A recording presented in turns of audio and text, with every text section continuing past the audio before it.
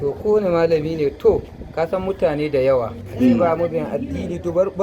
cikin dai ayar Qur'ani akwai wata aya wadda ka cewa inna dina inda Allahi islamu duk musulmi ya sa wannan aya cikin aya ta 50 ce ma cikin hizbi na 50 ne don duk malamin da an Najeriya da duniya ma baki ɗaya ya sani ya san abin da wannan aya ke nufi kaga wanda bai santa ba bai kawo ta sannan kuma ai magana cewa ba mu bin addini to ai ba addini ba nashi bane na Allah da ya halicce mu ne saboda ko mun yi bai gane ba sannan magana yanzu nan ne ai masallaci ka isko ni kuma sallah ni ba kai na nawa ba mahalicci na nawa saboda ina gudun haɗuwa ta da shi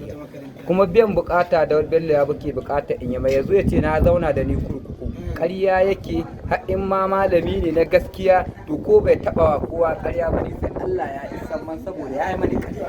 ni ban taɓa zuwa kurkuku ba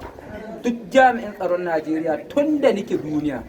ba a taɓa kai ni ko sa ɗaya 'yan sanda ba haka Bello ya ce ya gani kurkuku ƙarya yake tsogoronta kowane ne shi ya kuma sannan ya buɗe baki ya ce turji bai sallah bai mi barawo ne to shi ra'ayi ne ya faɗi sannan shi turji ya san abin da yake yi kuma ba shi yake bauta ma Allah da ya halicce shi yake bauta ma haka don haka ba sai ya zo ya ga Bello ya buƙata da yake ciki